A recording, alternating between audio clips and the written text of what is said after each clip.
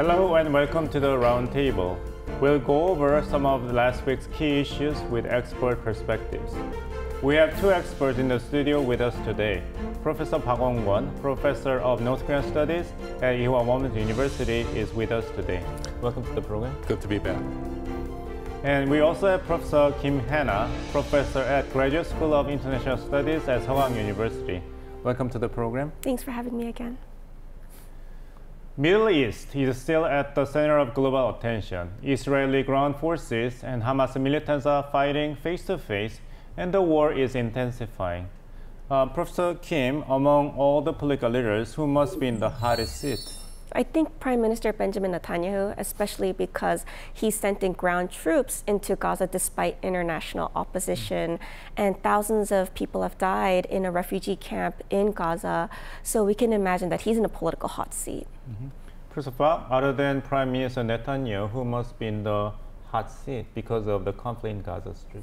Well, I think the current Hamas leader, Ismail Haniyeh, is also the Hamas is the chief of a political bureau. He is in trouble too, because whenever he said about this current situation, he said that Israel's campaign and strike is just to put on the hostage and the very risk. It means that Hamas has a very clear strategy that using all the hostages for like a human shield. I see. I think U.S. President Biden must be in the hot seat too, but we're going to delve into the issue more in detail later. He must be under enormous pressure as he's preparing for his re-election bid in the coming November. By the way, these leaders must not be the only ones taking hit. What about foreign companies in trouble because of the conflict? And so some American franchises like McDonald's and Burger King in Israel were giving out free meals to Israel military, which led to significant backlash. And so now a lot of Arab consumers are boycotting these American franchises. And in the UK, for example, one pro-Palestinian protester released rats into several McDonald's restaurants, and this was a way to protest the ongoing conflict. I see. Professor Park? Well, I think Marvel Studio is also in the trouble too. The company is facing a very strong backlash from the movies fans in the Muslim and Arab countries after they are casting the Israel actress for the Captain America movie, which is scheduled to hit the cinema next year. So the ramification of the Gaza Strip conflict is not just confined to a small number of political leaders, but it has truly global ramification. The Israeli-Hamas war expanding into a global conflict, and there is a bigger problem. If the Middle East crisis drags on, it will have a greater repercussions on the international politics and economy. There are concerns that the conflict in the Middle East can lead to an oil price shock. Professor Kim, how do you predict the possible oil shock in the global scale? So I think the World Bank estimated that oil prices will go up from $90 per barrel to $150 per barrel, which could be very concerning. But at the same time, some countries such as Saudi Arabia, which are one of the biggest countries that supply crude oil, are trying to de-escalate the situation. And the international community is also trying to stabilize oil prices. So things may not be as bad as the 1970s oil crisis, for example. Well, you are saying the worst kind of a scenario. Right. So of course I have a pretty much less likely to happen because just Professor Kim mentioned that. Still, I think like Saudi Arabia and even Iran, they do not want to have a full-fledged war happen in the Middle East. So, but we have to prepare the worst-case scenario as well. In 1970s, already Professor Kim mentioned that at the time, just a couple of months, and then the oil prices 4 times increased. And it definitely hit very hard and all over the world, including South Korea. And all the customer price indexes have been twice and 4 times within a couple of years. At the same time, most of the countries, including South Korea and the most advanced country, had the experience of the negative economic growth. Right. So especially South Korea, we all know that we are heavily, almost 90-something% of the oil imports, we heavily depend on the Middle East. So we have to think about all kinds of scenarios. Despite these concerns, there are no signs in sight yet that Israel and Hamas will soon agree on ceasefire. Ahead of ground offensives into the Gaza Strip, Prime Minister Benjamin Netanyahu vowed to crush and wipe out Hamas. In response, Hamas leader Ismail Haniyeh condemned Israel attacks and threatened that the hostages held by the Hamas would pay the price with their lives. Professor Kim, as these leaders are facing each other with such a hostile and confrontational attitude, the concern must be casualties of the innocent civilians. So as ground clashes have gotten worse between Israel and Hamas, the accumulated death toll has exceeded over 9,000. On the Israel side, over 1,400 people have died. And what's most tragic is that most of these deaths are civilians and children. Especially in Gaza right now, children and women account for more than half of the deaths. So more than 3,700 children have died, and more than 2,300 women have died as well. Yeah, the situation is getting worse. Considering all this, I think U.S. President Joe Biden must be in a hot seat as a potential mediator to help settle the situation. President Joe Biden is now facing growing pressure to act and ease the escalating tension in the Gaza Strip. Professor Park, some observers argue that the U.S. president's leadership is being severely tested. What do you think of a possible role played by the U.S. government? Well, I think President Biden, at least he's trying to his best. I mean, he went to Israel right away, just 10 days after this war breakout. I'm not the war, actually. Hamas attacked Israel. And it's a very, he used lots of his political resources. We all know that this is very sensitive and very ongoing and very difficult to resolve. But he has kind of a genuine intention to resolve this kind of situation. So that's why he went to Israel. Of course, he's 100% support Israel, but at the same time, he's trying to make Israel not to right away to attack the Gaza. So actually, Israel took like almost 2 or 3 weeks to entering the Gaza cities. I think that's one of the great contributions by the President Biden and the U.S. government, because they are thinking that about the collateral damage, and also Professor Kim mentioned that about possibility of the huge civilian casualty. And we are also seeing that the secretary went to the Israel and the Middle East 3 times. Of course, Biden administration keeps saying that they opposed any kind of truce, armistice between Israel and Hamas, but they are saying that it is time to have some kind of a temporary hold for the humanitarian assistance. So I think, in some sense, it's not enough, 100% not enough, but the Biden administration is trying their best. Professor Kim, South Korea's strategic interest in the future of the conflict in the Gaza Strip would not be only limited about the potential oil shock, right? Its damage upon the South Korean economy. South Korea's strategic position would be also questioned. For instance, in the United Nations General Assembly voting for the adoption of resolution calling for immediate ceasefire and truce of the situation, United States voted against the resolution, while many countries in the Middle East actually voted in favor of the resolution, and South Korea actually abstained from voting. So what's the implications for South Korea kind of being sandwiched between 2 different voices? So to a certain extent, Arab countries may feel disappointed with Korea's decision, but Korea didn't vote against the resolution, it just abstained, and 45 countries abstained, including India, Japan, Germany, Ukraine, and even Iraq. I think a lot of Arab countries also know that the ROK-US alliance is very solid, and the South Korean ambassador to the United Nations re-emphasized the need for peaceful dialogue, which may make South Korea's position a little bit less difficult. The 2-state solution, the result of the Oslo Peace Accord, seems like a distant memory, but the idea has been rekindled because of the escalation of tension in the Gaza Strip. Even the Pope Francis actually expressed his support for the resumption of the 2-state solution. Could you explain what the 2-state solution is and how feasible is it for being rekindled? Well, two-station solution is first introduced in the United Nations, actually United Nations resolution in 1974. And then you just mentioned the so-called Oslo Accord in 1993 and 1995. And they are confirmed and elaborate the whole this two-state solution. And simply put, they are giving some territory for the Palestinians, and they make some independent state.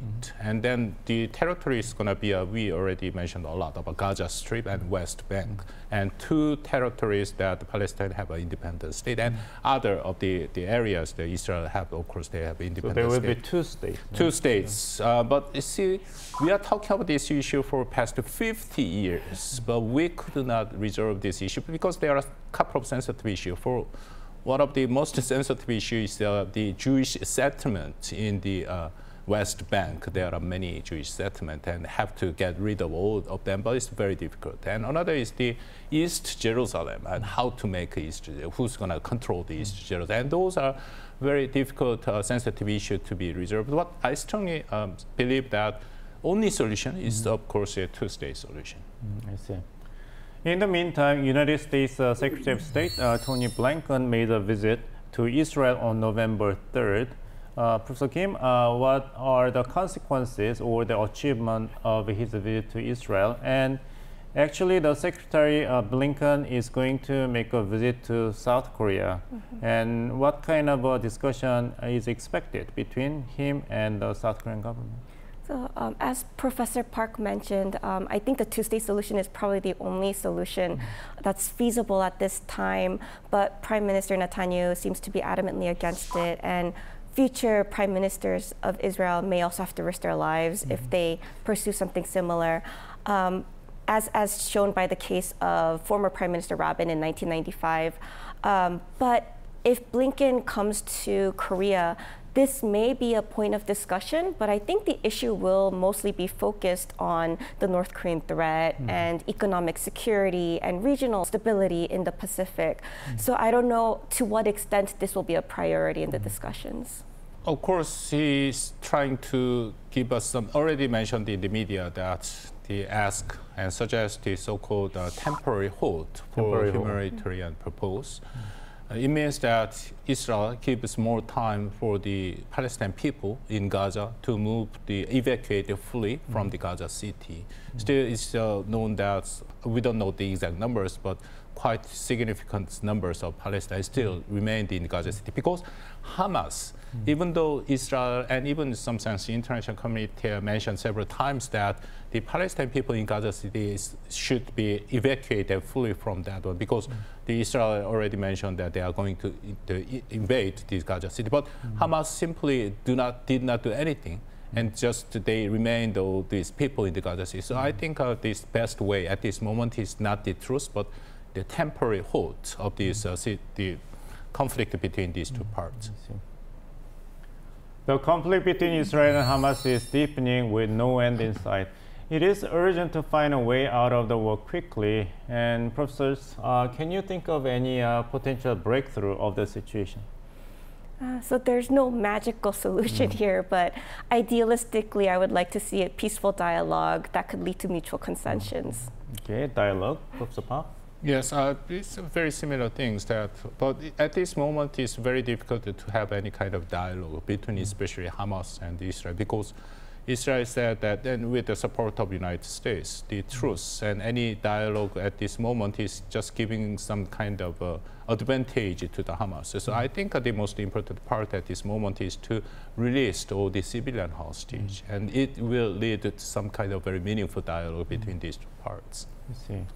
Unfortunately, the prospect for meaningful dialogue between two warring parties seems like a remote possibility at this point, but the effort must be maintained. And the important question remains the same, which is to protect any further loss of innocent civilian lives. Next, we are going to see a selection of photos on some of major issues that happened last week. Let's take a look.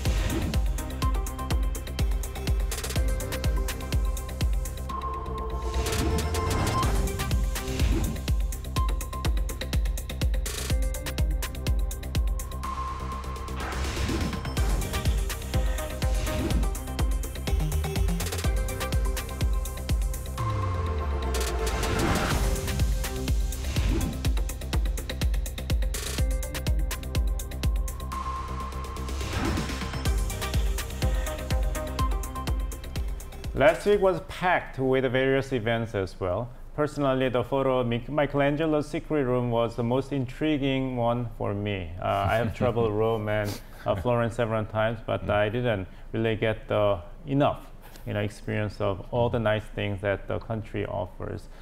Professor Park, how about you?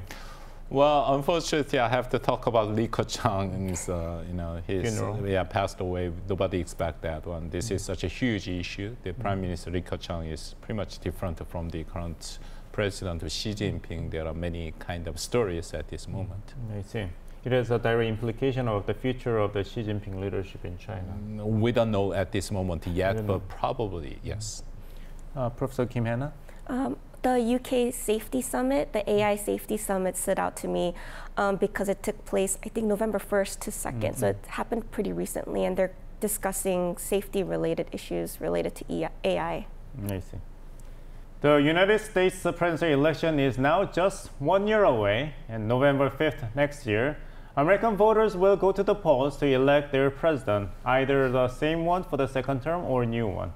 So we'll discuss in detail some key issues related to the US presidential election.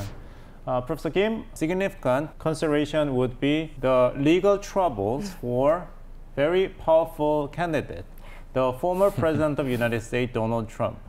He is arraigned in the state court of Colorado. Right, so there are several lawsuits against Trump right now to keep him off of the ballot using the 14th Amendment of the Constitution due to his actions during the January 6th Capitol riots in 2021. But at the same time, the 14th Amendment has been rarely used, so we don't know if it will be enough to disqualify him from the actual elections. The constitutional experts of the United States argue that considering the precedence of the Richard Nixon's impeachment case and other cases, that there is no way that the eligibility of Mr. Trump would be denied in this election. But we have to wait and see. Yeah, we have to wait and see. Trump is facing a number of legal disputes ranging from civil fraud trials to criminal cases as he campaigns for a return to the White House. Golden question for you, Professor Park. Will he win the election? Oh, now that's the very tough question. Still, we have 1 year left, and there's going to be a lot of these variables, including you just said that they lost the indictment of the Trump. And at the same time, we are not sure at this moment about who's going to be the candidate for each party. But back to this Professor Kim's mentioning about this eligibility of the former President Trump. And the US Constitution has very clearly mentioned that the Article 2, Section 1, there are only three conditions. First, the candidate should be 35 years old, and he's a natural-born American citizen, and then must live in the US territory for 14 years. That's all. And it means that if indicted or even in the jail, it's going to be still run for the president, even served as president. It depends on the political, constitutional, moral, and those kind of interpretation. But I'm sure that it's going to be bring such a huge kind of the problems for the American politics. I see. Professor Kim, it has been reported that President Joe Biden is in a hot seat because his pro-Israeli policy has been criticized by so-called Muslim Americans or Arab Americans, which will greatly affect the election outcomes next year. Right, so Biden's approval ratings among Arab Americans have fallen to a record low. The Arab American Institute showed that only 17.4% of their respondents showed support for Biden.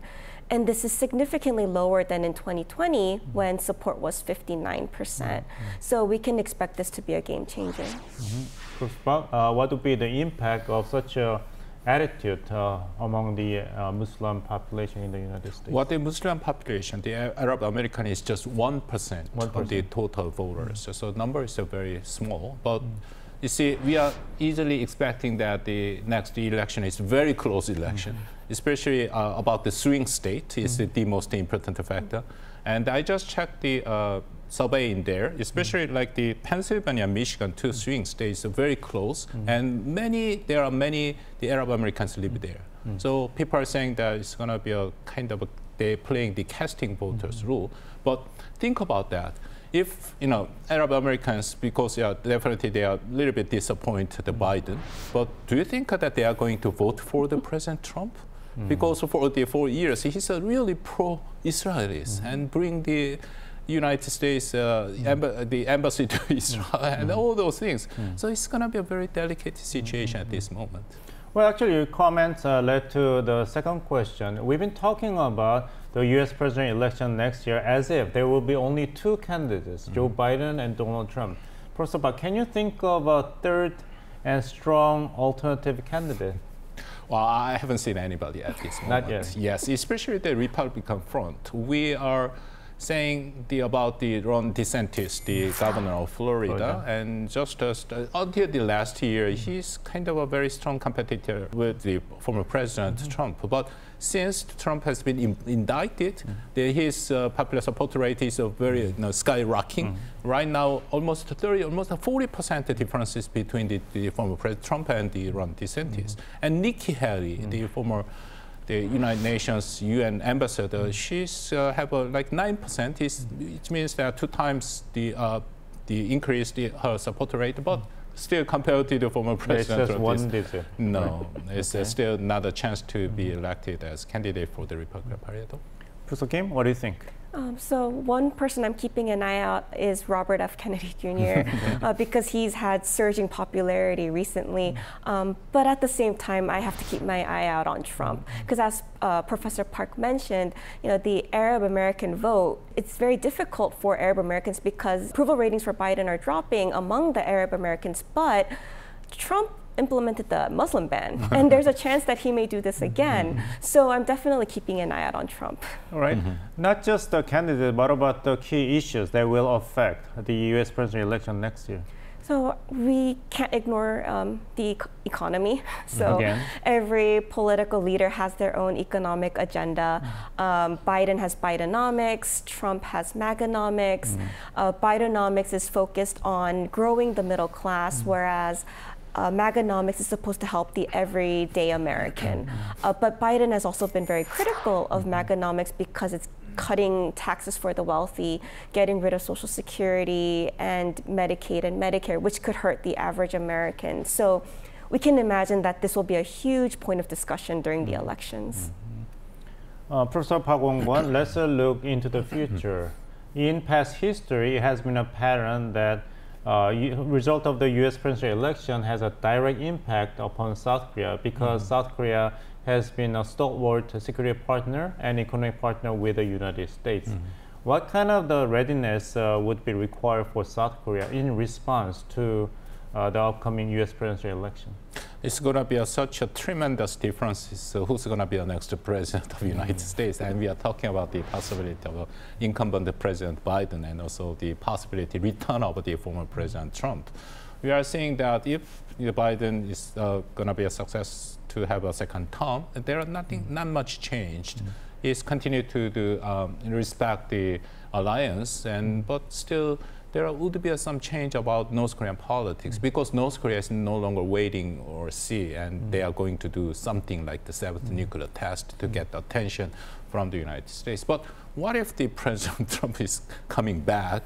We have enough experience for his 4 years, and then he's totally undermined the various basic rules of the international orders, including the commitment to their very close allies. So we have to think about all the possible scenarios that are going to bring by this President Trump.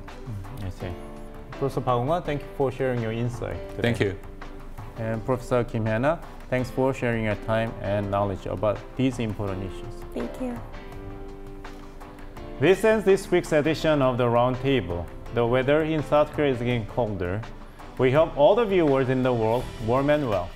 We'll be back same time next week. Thanks for watching and goodbye.